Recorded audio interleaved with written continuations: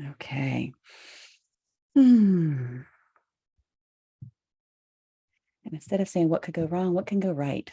What can go right? I like to say Everything. Everything. Everything's going to go right. Everything is perfect. And because I always hear people say that, and I always catch myself saying that. Why do we say that? Why don't we say like what could go right? Feels so much better to say that. It feels safer to be negative, keeps us little, Mm-hmm. and the ego wants to contain us in one place, because to experience the big unknown. So it's just like, let's focus on what we can control, Yeah. Mm-hmm. That word, control. 30 seconds. Okay, thank you.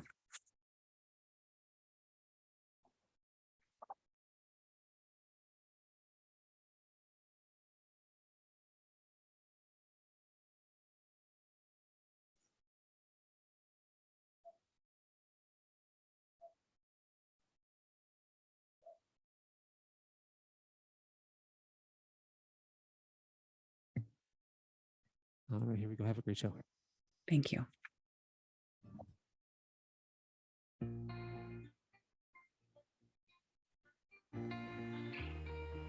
Welcome to Women Thriving Unapologetically with Lynsie McKeown. Over the next hour, you will hear raw, honest, and inspiring conversation between Lynsie and her guests, discussing how to thrive, live joyfully, and abundantly in spite of life's challenges. Now, here is your host, Lynsie McKeown. Hello, everyone, and welcome to Women Thriving Unapologetically. I'm your host, Lynsie McKeown, and you are listening on Voice America's Empowerment Channel. So I'm very happy to be here today for so many different reasons. But before I explain to you why, let's do what we always do, which is we just stop, pause, and breathe. So wherever you are, and if it's safe, take a moment to stop whatever you're doing. Close your eyes. And then take a deep breath in through the nose and out through the nose.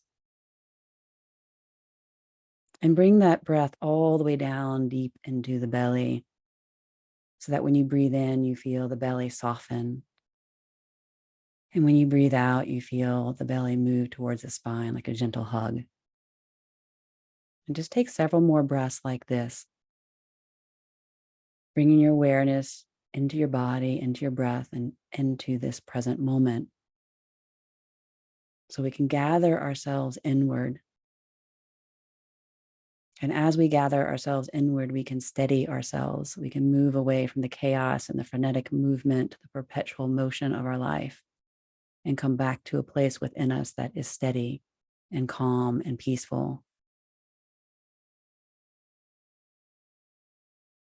And the more often we do this, the more we can experience our true nature. Our true nature is not the chaos. Our true nature is the peace, the calm, and the steadiness. So take another breath in and out. And when you're ready, just making your way back and just noticing how you feel. And perhaps you're a little bit more attentive, a little bit more present for this conversation today. And the reason I wanted to bring in this idea of pulling inward and away from the chaos is that I've been recently feeling very much swept up into the chaos and the overwhelm. This is a very busy time of year for entrepreneurs, which I am. And there's always this push to do more and to sell more. Black Friday here in the United States, we have January coming up with resolutions. And this is the time that we really try to gather everything that we have and to really sell our programs or offerings to get more clients and all the stuff. And for many, many years, it's never really felt aligned with me. It's always felt like I'm, a going against nature.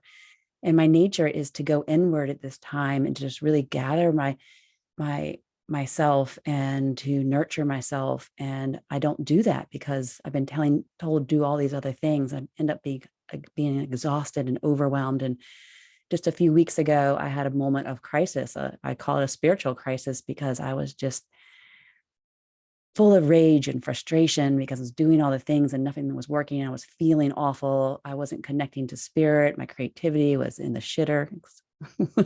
I guess I can say it on the show. It's my show.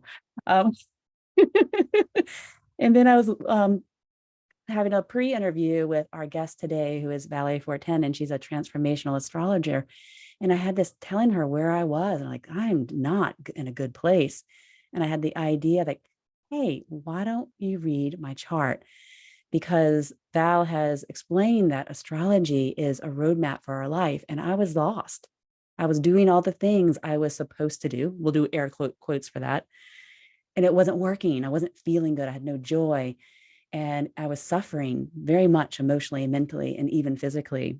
And I was just like, enough is enough. And so we had this idea like, hey, let's see what my roadmap says, what's going on in my life based on my natal chart. And then you can also get an experience of what it would be like to have a reading for yourself. So with all of that, I want to invite Valerie Fortin. She is French, so I am not pronouncing it properly. I'm, doing the Americanized version of it, but you can tell everyone how to pronounce your name. And let's just go ahead and invite Val in. Hi, Val. Hi, thank you so much for having me.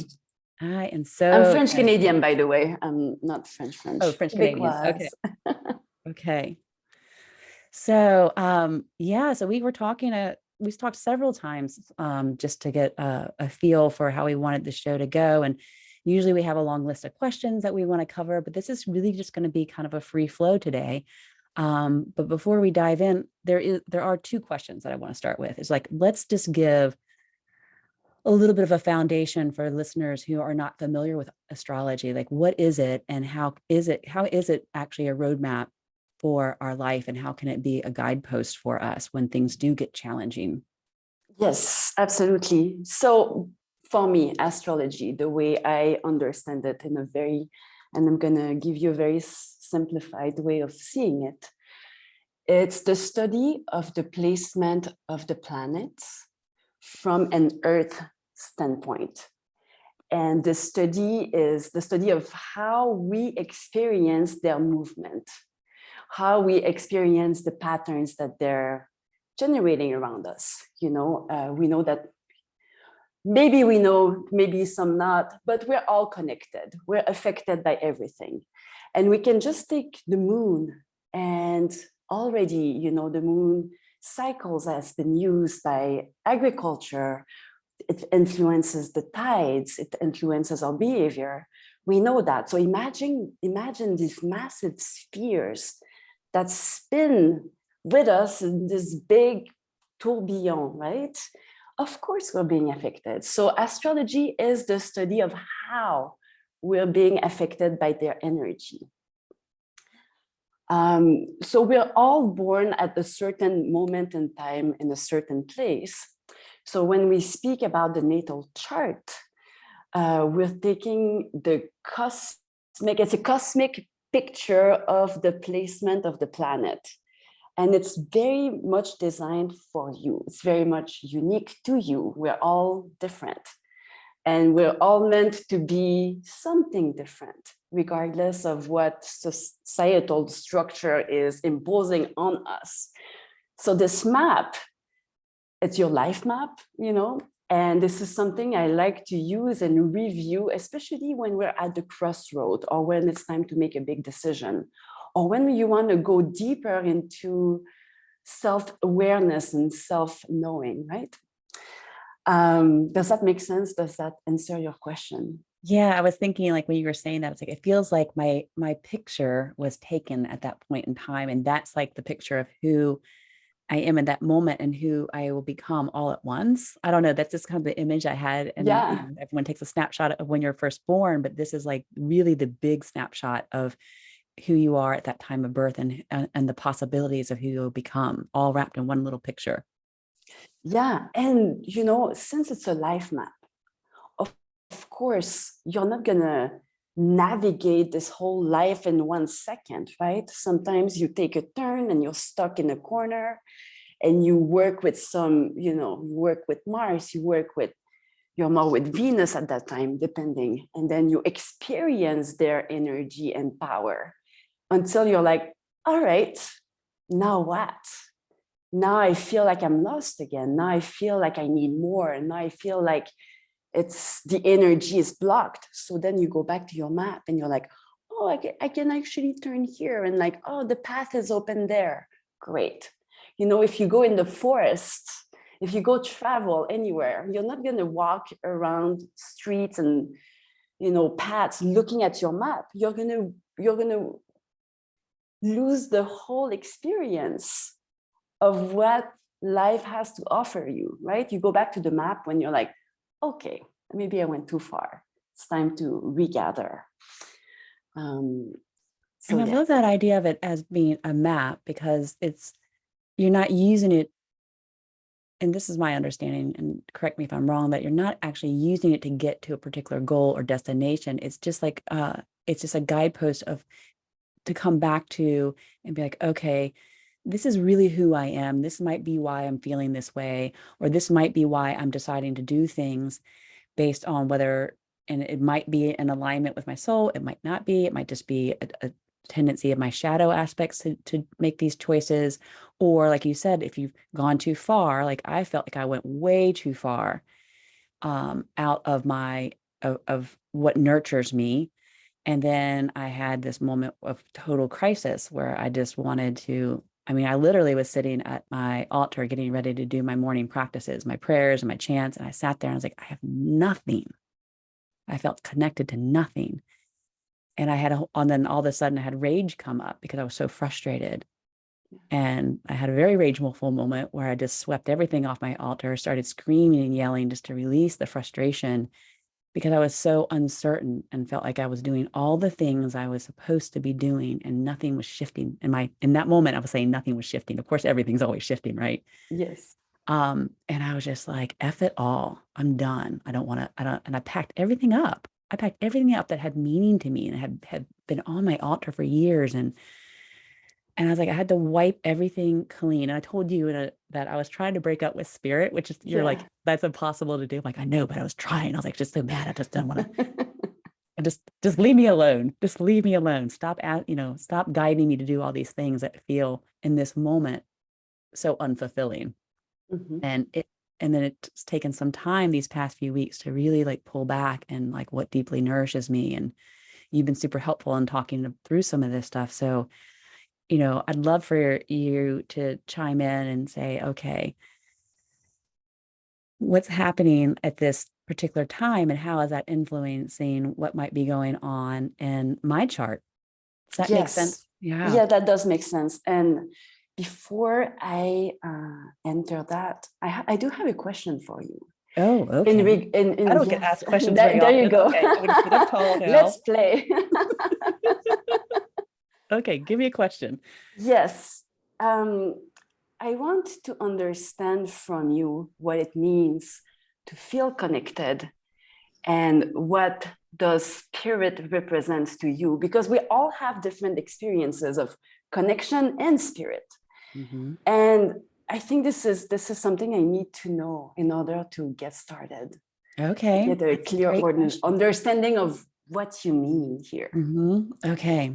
It's a beautiful question, because we all have to ask this for ourselves, because we have to it's a very personal and intimate relationship. And for me, to be connected is to feel this sense of, it's almost a sense of safety, that I'm being held, I'm being nourished, and that there is a sense of being guided. So when I'm really like in that place of feeling connected, I feel this wave of insight and creativity flow through me in a way that feels like it's me, but it's not me at the same time. And it feels just so yummy, and not in the kind of like yummy, like I'm just had a bunch of sugar and something sweet. It's the sweetness to it, but it's almost like an ambrosia kind of feeling, like my cells are being nourished in that moment, and that everything's going to be okay. That's what it feels like. And then moments that make me feel connected to spirit the most are when I can see magical things, like when I'm walking in the woods and I'm not just in my head worried about work or money or whatever it is that I'm worried about in that moment. But all of a sudden I look over and I'm like, look at that most amazing mushroom. How magical is that? When I want to get down on the ground at eye level and look at it and wonder and ponder. And those are the times that I feel really connected, and I can almost hear, I don't hear voices like in my head, but I feel the voice come through me. Does that make sense? It makes 100% sense. And I love hearing your version of connection to spirit and connection to everything, because as you know, you were born on February 28th, right? Which makes you a Pisces, a Piscean, right? Pisces is the sign of interconnection with everything that exists, with the universe. You know, Pisces is, in my way of seeing it, it's like the mama ocean, right? Comes in, welcomes everything, helps us travel, helps us like moving from a country to the other, helps us also, she accepts everything. We can put our trash in there, she's not going to say anything. She says, yes, I'm going to take you as you are. I'm going to love you as you are. And when I hear your version of connection and spirit, I'm like, yeah, all right. When you're connected, you are actually embodying the character you must become in this lifetime, right? But then in recent times, you felt disconnected. And this is something we're going to go deeper into in a second. When I looked at your chart, you know your sun, who you must become in this lifetime, who you are becoming, your hero's journey, is making an opposition to your moon in Virgo. The moon represents your feelings. It represents the moods in your psyche. She sets the tone of how you experience life, right? And when the moon is out of balance, when she's lacking something, therefore your overall direction takes an other turn. You know, when she's not nourished, she's like, all right, you know, she throws fits. She feels unstable. She doesn't feel secure anymore. And what she needs in this lifetime, what she needs to feel secure is practices, daily practices, feeling the sense that she's being useful and of service.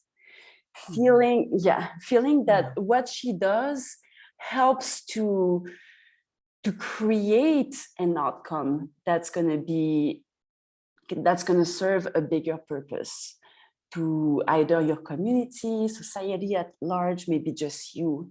But when she doesn't feel like your gifts are not being used properly, then she's like, all right, it doesn't work out. She doesn't feel like she's helping. Yeah. So this is something that like I would like to reflect with you. Like, have you in all your different activities, have you felt like you were serving something bigger than you? You know, and that's another great question. As you're talking, I'm like, yes, that all makes sense. Like that just to be in that ocean of consciousness. Like, and I tell you what, the one thing that I gravitate towards and feel so deeply nourished by is just to go and be in water. I have to actually be in it, and all that. I mean, I just can stand there knee deep in water for an hour or more and but I prefer to be dunked in it over and over again. That's one of my favorite things to do, is like a child, just dunk up and down, up and down, up and down. If I could hold my breath longer, I would be in it like a mermaid. And when you're talking about that need to have the daily practices, I think this is why I was gravitated towards the Tantra yoga tradition, because it has such beautiful, beautiful practices that are deeply nourishing, and it gives you a formula to do all the time. And I love that that consistency to it, and the devotion to it, that really deep devotion to spirit and to the goddess, it's such a lovely, lovely practice. And to feel that there, I always have felt very deeply that I really wanted to serve in a really big way, but there's always been confusion on how to do that. And so when I finally became clear on how I wanted my work to go, I was like, okay, now I can do all the actionable steps behind it. But then all of a sudden I wasn't, being deeply nourished by it anymore, because I wasn't feeling like my message was getting out. I wasn't reaching people. And all the things that entrepreneurs feel like, okay, where are my clients? Where are my students? Why isn't this working? If this is in alignment with my soul purpose and I'm feeling like so passionate about it. And yet as I refined my message, it seemed like people were kind of falling away because I was becoming more focused on what it really was that I was meant to share. And yet there weren't people there to share it with. And so then, as you're saying this, like, yes, because I'm not feeling like I'm really aligned, or questioning whether I'm aligned or not, because I'm not feeling nourished in that way. And then the rageful fit comes. Yeah. Oh, it's not pretty. I'm so glad that when I have these fits, it's just me at the house, and even the animals aren't here, because I feel like I would traumatize the animals. Yeah, it becomes a little out of balance for sure. And it can be scary, but there's knowledge in there. It's an Yeah. invitation to get acquainted with your shadows, with your power, and the more we give it space, give them space, the more we allow them to exist and be constructive rather than destructive, So making peace with that side of you is definitely something that is welcome, and not shutting it down. It's very wise to do it on your own, always, but allowing it to live. Because And I love what you say, making peace with those parts of ourselves and not shutting them down, because I think that would be a tendency for a lot of women when they're feeling this deep well of emotion coming up, that we're not giving ourselves permission to fully feel all of it, or if we do, then there's judgment around it. So I appreciate just like, okay, just make space for it and learn, like, what are the lessons there to learn from that? And honestly, there's always judgment around it. And we're going to be called crazy. We're going to be called irrational. We're going to be called so many things. And it's like years of programming. We've been trained to be a certain way. We've been trained to, sit still and say yes and be okay. Be cool. What needs to be learned, when you get acquainted with your shadows, it's actually not listening to what your mind is telling you. I should be like this, I should be like that, I shouldn't be. We need to retrain ourselves to get acquainted with our emotions, right? And to let them flow as they come. What we can control is our reactions, but we can't control the flow of emotions. If you keep your emotions trapped, then it creates illness. Yeah. Dis-ease, like your experience of life is not easy anymore, and emotions are like messengers. They're here to bring a message and bring awareness to something that isn't sitting right inside of you. Does that make sense? It makes total sense. And we're at the first break of the show, but when we come back, I'd like to talk a little bit more about what you said about how the shadow can actually be where your power is. Because oftentimes we think of shadow as being like, oh no, we don't want the shadow because it's all bad. But I'd love to talk a little bit about how that can be a place where we can find our power when we come back, if that sounds good to you. Yes. Okay. Absolutely. So if you're listening, please stay tuned. We'll be coming right back with Valerie Fortin. She's a transformational astrologer, and we're talking about some of the things that I've been going through recently, which you might be feeling as well. And she's reading my chart, so you can listen in and see what's going on in my natal chart, and also get a feel for what it's like to have your chart read if you are so fortunate to reach out to Valerie. So we'll be right back after this short break. All right, perfect. All clear. Back into. Okay.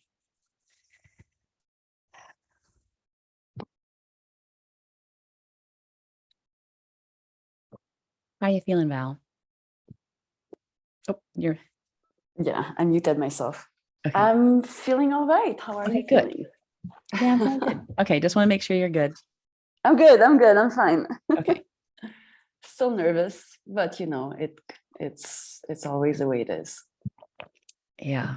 I mean, I still get nervous before each show. My biggest fear is that the guests won't show up and then I'll have to be like, Yeah, something on the fly. all my fears are showing up before anything I perform.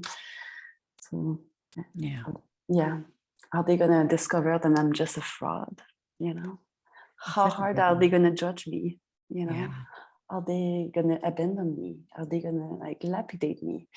What are they gonna do? Am I gonna be left alone and having to figure out a new path? And I'm glad you're sharing that. I mean, people in the Facebook group are still listening, and I think it's important because it's all a group of women, and how, gosh, we have so many of the same similar fears about being abandoned, or will I have to find a new path? That comes up for me a lot, the abandonment and like what I do is this is all I know or all I want to know. Well, I won't say that's all I want to know, but it's what is. I wouldn't know what else to do because this is what is it for me right now. It is it. And it's, I mean, we get to choose, but also you don't get to choose, and you probably know it deep down that this is your path. You just need to learn to make it work for you now. All right, stand by. We are coming back. Okay.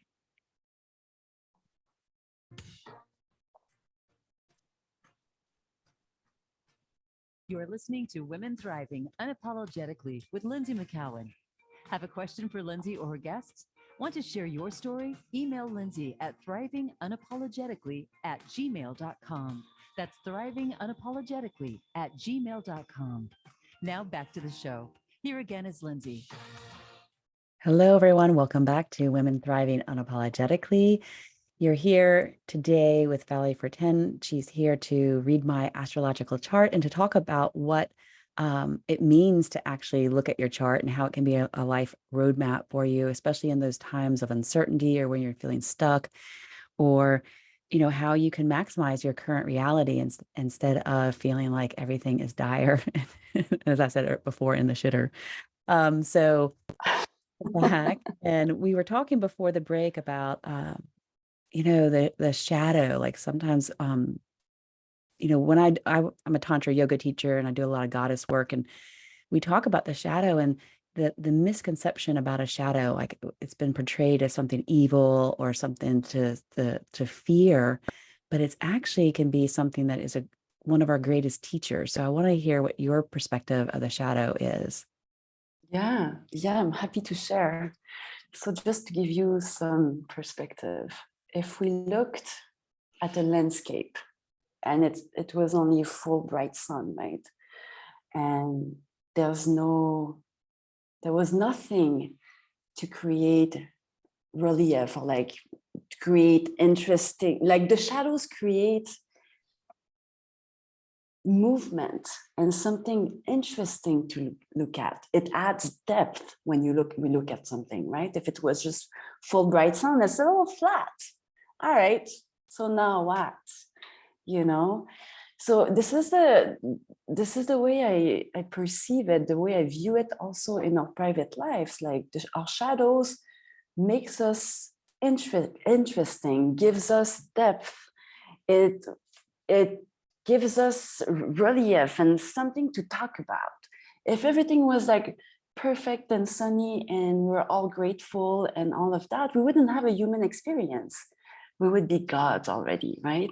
or even though gods, you know, in the way that they portray it, they're very dramatic as well. They're really much forged like humans. So the shadows are here to help us navigate the bounty that a human experience has to offer us. So the more we accept the things that we have shame and guilt around, the more we experience how it feels to have rage, right? How does it feel to be obsessed? How does it feel to go psychotic for a moment? Then it gives you an understanding of where you're coming from, what you have to offer, because when you transform these powerful feelings and energies into something constructive, then you become invincible. You know, it helps you overcome fear. It helps you understand that nothing's going to happen to you, right? You can do this on your own. It helps you develop your self-assertiveness. It helps you walking your way from those famous stories we tell ourselves, you know, that are limiting us. You know, like I was just talking during the break, I was like, yeah, you know, before this interview, I was like, maybe people are going to discover that I'm a fraud.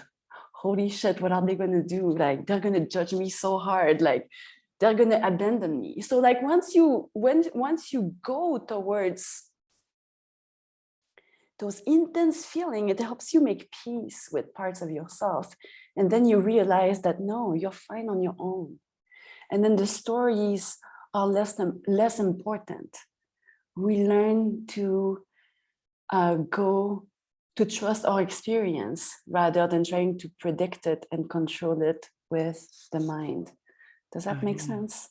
Oh, yeah. I mean, so many of us try to control or predict. And I know that when I get really super depleted and tired, those parts of myself that overanalyze and want to control come more strongly forward, because I'm trying to create some sense of safety, or perhaps the shadow aspects start to come forward more because I am depleted or tired. And I'm kind of curious, does the natal chart actually show what the shadow aspects are? We can see the shadows in the natal chart. Yes. Okay, I kind of think I already know them, but go ahead and tell me. I mean, you know, it shows up the rage. So yeah, the rage, 100%. It shows up in many different archetypes in the chart. It shows up, and you know, what's interesting is that your natal chart, you know, you will get your chart read by different astrologers, and they're going to say different things, right? It's always the same map, but they're going to say different things. And at the end of the day, the story always comes back together, and the storyline is always almost similar every time. Mm-hmm. And you can see you know, you can look at the chart, you know, we all have filters and ways of like understanding and interpreting whatever is being offered to us. So it shows up in different ways. And for me right now, at this moment, with your chart in front of my eyes, the rage is real. You are Aries rising. Okay. Aries is a sign that represents courage and assertiveness and making things happen. This is like Aries is the firecracker of the zodiac. Gets things started, you know, like, and when we think of fire, when we think of a flame, it's fascinating. It burns whatever is in front of them. And if you touch it, it burns you. It hurts. It's sharp. It's you know, it can be violent sometimes, right? So when I think of the rising sign, it's your approach to your daily life. You know, it's like the rising sign is established the moment you were born with the exact time. So it was the overall atmosphere that was baiting you when you were a tiny little sponge, tiny little baby. You know, no ego being developed yet, just instinct, feelings, and this overall energy that you absorb. So this is basically your natural approach to anything. It's like go-getter, you go straight head first. If there's a wall, you're not gonna try to climb it or like go around. You're just gonna, we gotta make a hole. You know, it's the fastest way to get there. So of course, when something happens to you, there's a sense that you get fired up, right? Because it's going against you. But then there's some like deeper layer to your Aries rising self. You have Chiron making a pretty close conjunction to your rising, to the point of your rising. Chiron is known as the wounded healer. Chiron in a chart represent our primal wound. And this is where the shadow starts kicking in, all right? So yes, there was the atmosphere, the Aryan atmosphere when you were born, but then there was this sense already when you were born, and life reinforced that when you were a child and later on, that you were not enough, you know, that you were not worthy, that you were not interesting enough, that maybe, you know, because you were so imperfect, people would abandon you. And I mentioned that a little before in my own personal, you know, sayings. I know, and it's so interesting that when you said that, because I felt resonance with that. I was like, yes, the abandonment, I think, is one of the deep wounds that I feel like, oh, I'm going to be abandoned if I don't do things perfectly, or if I don't stay on path or keep going. And I think our culture really makes this even more predominant for all of us, whether it's in our chart or not, that this fear of being left out or left behind if we don't keep up and do all the things. And so I feel like because it's in my chart and that's part of our culture, our dominant culture's belief system, that it's just makes it even more intense sometimes for me, because I'm like, oh my gosh, I have to do all these things and I haven't done them yet. And there's this, and then I have the passion to really serve and to bring forward these offerings that feel so aligned with my soul, and they nourish me. And if I'm not offering this and it's not being received, then it just feels like it just plays all into each other. And I'm like, I feel like I'm in a washing machine sometimes. And then here recently, I was just like, I just wanted to stop. I just wanted everything to stop, because it was like one of my dear friends said that I was like in a snow globe, that it's just, you know, everything's just spinning and all around and I can't see clearly anymore. And I just had to pull back. Like when I contacted you, I was like, okay, I don't even know if I want to do this radio show anymore, because everything just feels like too much. I don't even know. I mean, I know it used to feed me, but in this moment, I'm not feeling fed. Will my chart tell me, like I was planning on announcing, like after you read my chart, whether I was going to stay with the show or leave the show? Very dramatic. I think that's part of my chart too, to be dramatic. 100%. I mean, this is what we're meant to be doing as humans. You know, the tragedy of the human experience is fascinating. And people who say who don't like drama, and then you watch them watching Netflix, you're like, all right, babe. Sure, you don't. There you go. And you know, and of course there are different paths where you can decide, take the Zen way and like just of contemplation and, you know, very being in the moment and all of that. But we're not going to watch a TV show about that. You know, it's really boring.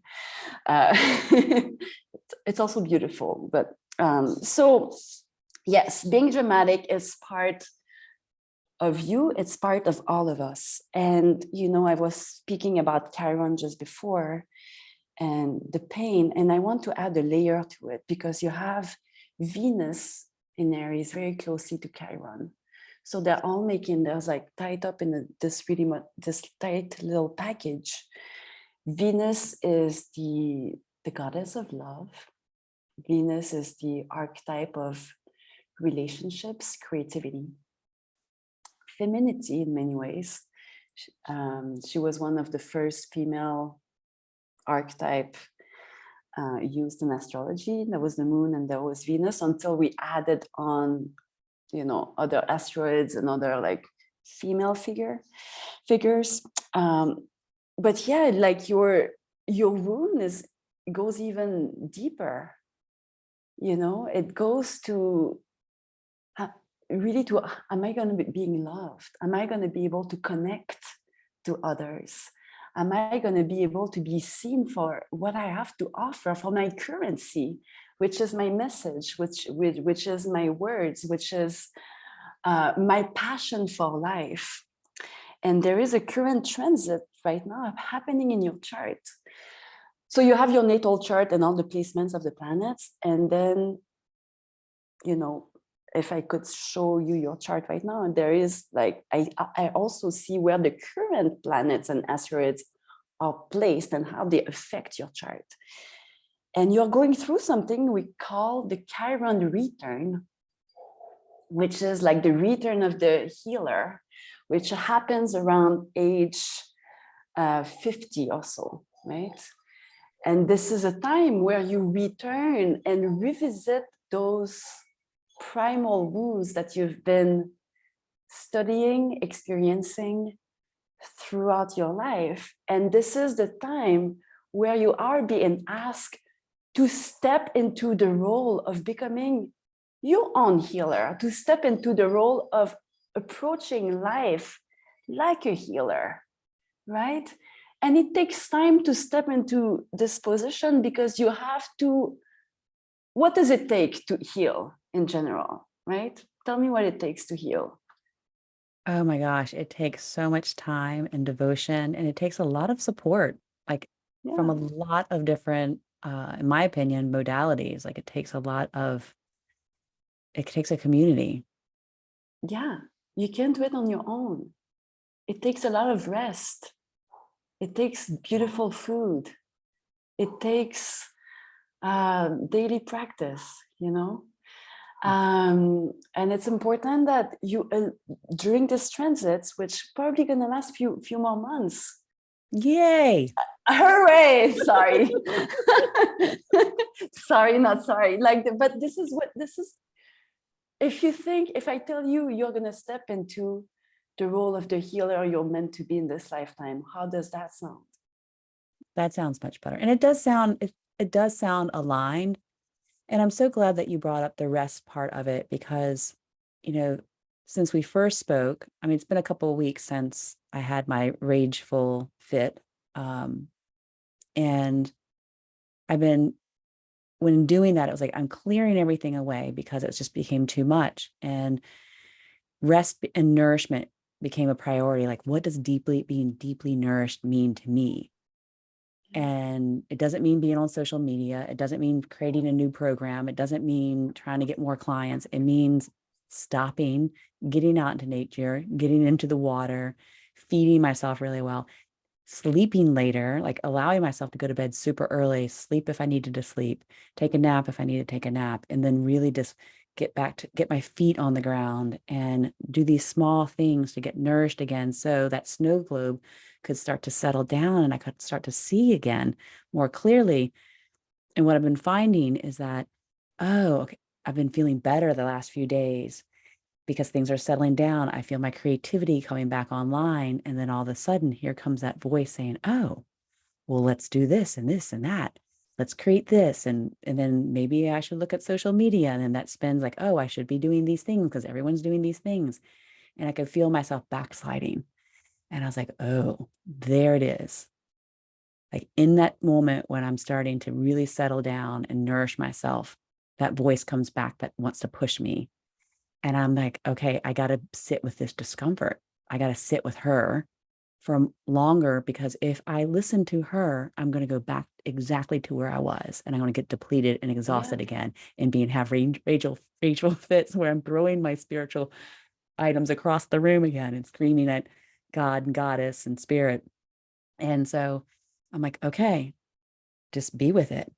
Just be with it. Be with the fear of not making money. Be with the fear of not being seen or abandoned. Be with the fear of not getting your gifts out there in a way that feel really nourishing to you, and just be with it.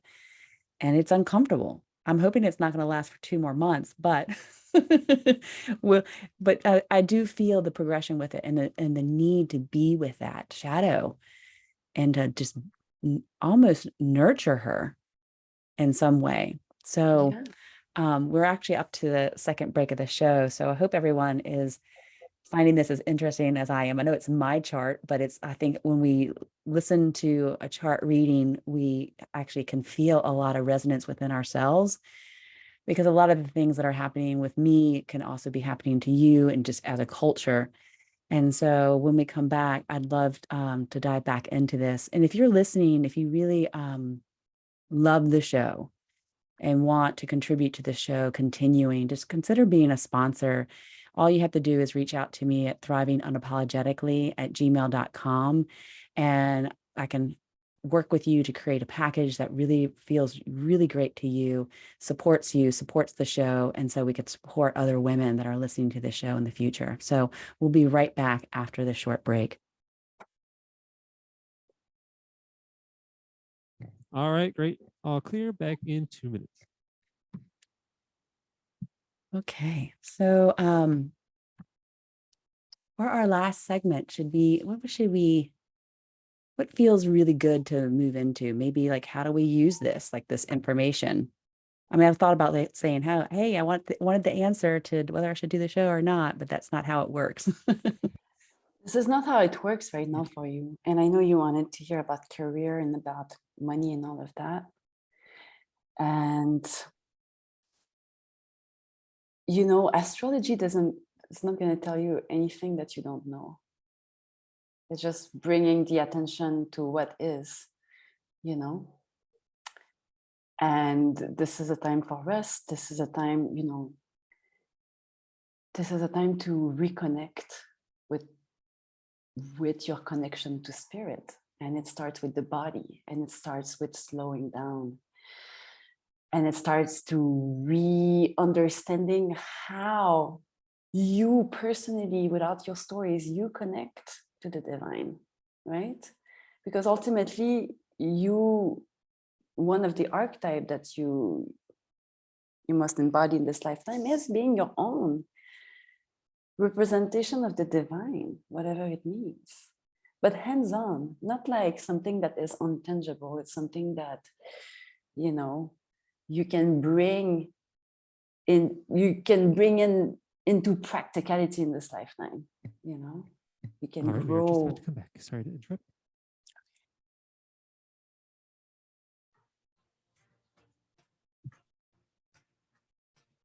You're listening to Women Thriving Unapologetically with Lynsie McKeown. Have a question for Lynsie or her guests? Want to share your story? Email Lynsie at thrivingunapologetically@gmail.com. That's thrivingunapologetically@gmail.com. Now back to the show. Here again is Lynsie. Hello, everyone, and welcome back to Women Thriving Unapologetically. If you've been listening, you have been listening to my astrological natal chart being read by Valerie Fortin, and all the ins and outs and of what's been going on with me recently, and how this chart can be a roadmap. And we were talking during the break about, okay, so with all this information, then how do we use it as a roadmap? And I love what Valerie said to me. She's like, astrology won't tell me anything that I don't already know, that this is a time for deep rest and reconnecting to spirit, and really getting a feel for what the divine means to me in a really tangible way. Because the divine can be very esoteric, and a lot of the practices I do are very esoteric. So how can we reconnect? How can I reconnect to the divine in a way that feels very nourishing and tangible, and to really use that as my guidepost moving forward, and to pull away from the things that aren't nourishing me, and to be really honest with myself with that. And this goes against the grain of culture, and that can be really uncomfortable to go against that grain. But what I teach is awaken the divine feminine, and that's all about going against the culture. And so I think I need to get back in alignment with what I teach, and know that that's going to go against a lot of the things and the systems that say will help me get my message out, or be prosperous or wealthy, and just be in the unknown. Be in the unknown for a while, and what is supported for you is going back to, I don't know if you've heard of Vesta. Vesta is a priestess, the keeper of the sacred flame. She was, in the sacred heart of the home, and she's located very close by to your sun and Pisces. And she speaks about your dedication to your spiritual practices. And the sun, Mercury, and Vesta are making this beautiful opposition to your moon. So it's basically bringing your rituals, and grounding them inside the earth, not keeping them out there. It's like the way, I was looking at your chart, and I was like, she's a dream catcher. She catches the dream, and then she puts them in the ground, and then something grows out of it. Because dreams, if you don't grasp them, they just remain air. They remain fog. They remain smoke, right? And one of your missions this lifetime is to actually, capturing them and then growing something out of these little seeds that are going to be used by many people, not only you, but like as your work life, as your daily practice, all of that. There is something else that strike me in your chart. You have Jupiter making a conjunction to your midheaven. The midheaven is the crown of your chart. Who must you be in this lifetime? How do you want to be recognized? How do you want to, what legacy are you leaving in this lifetime? And Jupiter is the god of the universe. Jupiter was almost a sun. We almost had two suns in our little solar system. Planet Jupiter is so big that it's unbearable, and it brings abundance, optimism, philosophy, support, growth. So in this lifetime, you need to be known like someone who actually brings opportunities, to others. You want to be known as someone who's building a system that is so reliable that it brings support for everybody that surrounds you, right? And the transiting Jupiter right now is in your house where Pisces lies. So you find abundance, you find support, and you find optimism going through your own spiritual practices. So this is again supported here. I would love to tell you, yes, this is really the time to go towards your career and focusing on money. I would say money-wise, it's time to release control over money and the ideas that you have towards it. Eclipse season created a big shift in your axis, Taurus, Scorpio, second house, eighth house, money and the resources you share with other people, and what you're invited to do right now. And of course, you feeling emotional in the last few weeks was totally normal. It was you and everybody else around you, including myself. So, and as a Piscean, you capture, you're a little more sensitive to all the energies around you. Remember, you're the vast ocean, you know, you're a vast universe. So you feel the interconnection between you and other beings and other energies and all of that. So money-wise, which was, one of your question, is the time to release control over what you think money should be and focusing on your assets and your talents instead, and finding the worth in all your gifts, but not necessarily putting the money currency on it. You want to put perhaps the spiritual currency on it, or the value as something like how can you trade it? What do you want to trade it for? Rather than, I know we need money, but you're invited to reframe your story around it.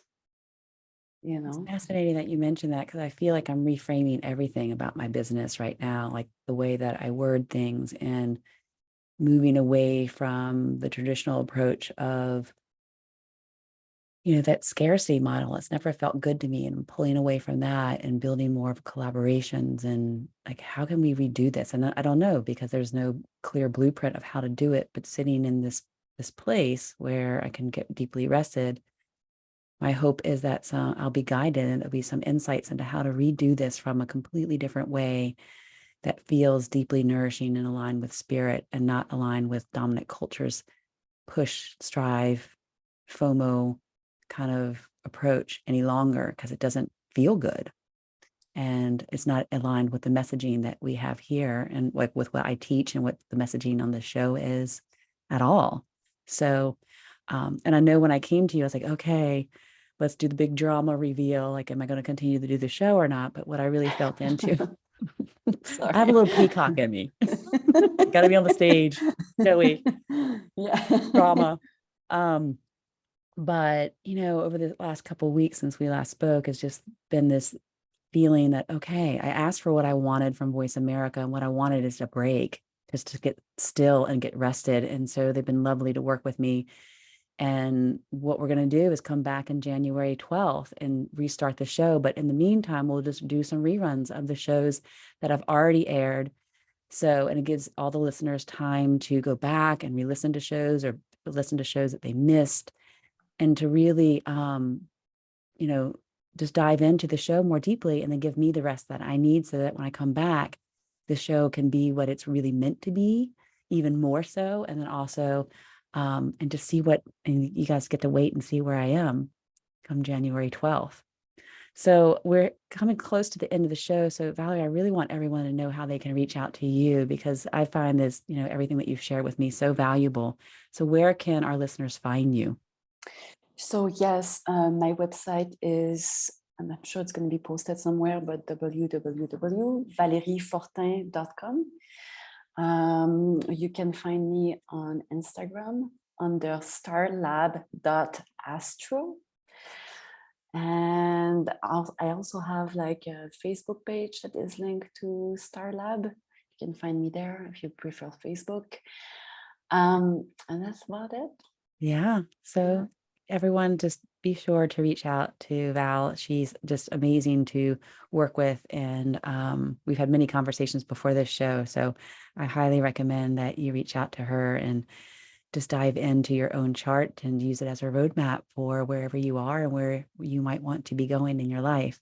So Valerie, thank you so much for being here. So appreciated. You're so welcome. Thank you so much. Yeah. And so everyone, we're going to end this show, and know that we're going to come back with new shows January 12th, 2023. But in the meantime, just go back and listen to other shows. Be sure to reach out to me at thrivingunapologetically@gmail.com if you want to be on the show, or if you want to have some guests that you would like to have me invite onto the show, or if you would like to be a sponsor. So that would be incredibly supportive of me, because these shows are very expensive and time consuming to create. But if you want to be a sponsor, and that's part of me being brave to ask, because I wouldn't ask in the past, but I'm doing it now. So I would love to have some sponsorship and some support moving forward. So until January 12th, my friends, much love. All right. Terrific show. We're all clear. Thank you, Matt. You're welcome. Thank you. Have a great rest of your day. Okay. Bye-bye. That was great. Great. How do you feel? I feel right. I feel all right. How do you feel? I feel good. I feel good. I actually have this sense of relief that I get to take a break. Like I've given myself permission Yeah. to take a break. And it was really scary to ask, like, Voice America, this is what I want. This is what I need. Yeah. Because I know I love the show. And it does, the making connections with women and having these conversations really is nurturing for me, but life had just become too much. So nothing was feeding me because I was over full. Yeah. And so, but I asked, and in asking, we started having really great conversations and, having some aha moments and like, hey, like how we could get sponsorships. And that would take the weight of the financial piece of this show off of my shoulders. And then also just when they came back and they were like, yeah, you can take a break and we'll just rerun some shows. It was just like, oh, I can relax and I can create some space, because there was a fear that they're going to come back and say, no, we can't do that. And then I'm like, then I would have to make the decision in that moment. Am I going to take myself? I'm already depleted. Am I going to take myself, deplete myself even further? Or am I just going to say, no, I just have to let it go, because there's a lot of fear in letting something go. Yeah. But I had made the decision, if they were going to say no, then I had to let it go, because I can't just run myself into the ground. No. Because that's not at all aligned with. Well, then you won't be able to carry on, and the depletion keeps on happening regardless. Yeah. So you need to recharge, and this is the time of the year where seasonally, this is the time where things die and regenerate and disappear for a little bit, right? So like, why not living seasonally? Why not living like accordingly to what is happening in our direct environment? I mentioned that in my yoga class last night. It's like, my good friend Sarah Hutchison, who's been on the show twice, she says it's like denaturing ourselves, like we're pulling away from nature. And then we look around and see what's happening in the season. It is telling us to go inward and to get still and quiet and to get deeply nourished. Yet here we are moving into the holiday season, which is just like doing the opposite. Complete opposite. And no wonder there's this like kind of grist and this uncomfortable feeling. And no wonder everyone ends up beginning of the year, these husks. Yeah. Just burnt out to a crisp. And so I was like, okay, what would it be like for once to not be swept up into that? Just to pull back, sit with my fear and the uncomfortableness of not moving with the dominant energy of our culture, but move instead with the dominant energy of nature. And your own rhythms. Yeah. Going back to your real rhythms. And I think giving it a shot once in a lifetime is really not a big deal, right? I don't think it's going to screw you over at this point. No. I think I've gotten to that point where it's very clear that if I don't, nothing's going to change like the way that I really want it to change. No, so. And the way and the way you're practicing and studying, get in alignment with you and your purpose. Hey, sacred feminine, hello. Okay, sacred feminine needs to rest. Yeah.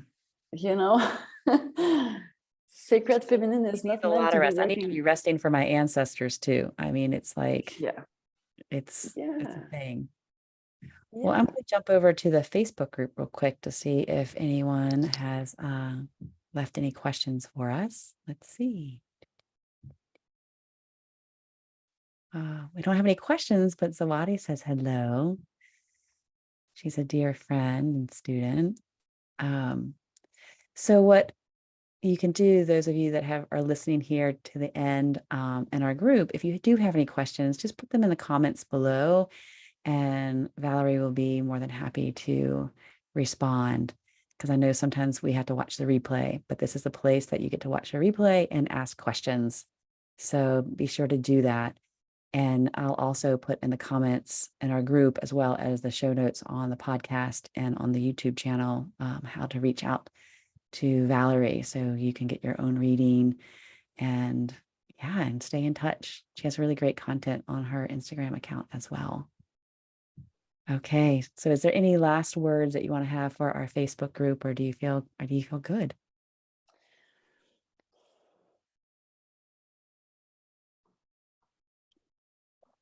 You know what's going on inside of you, and your chart helps you to confirm that, but you know already what's going on. And sometimes we just need the support of something else, an affirmation that we're right? And this is what astrology does. It's this affirmation. And there's nothing to fear about it.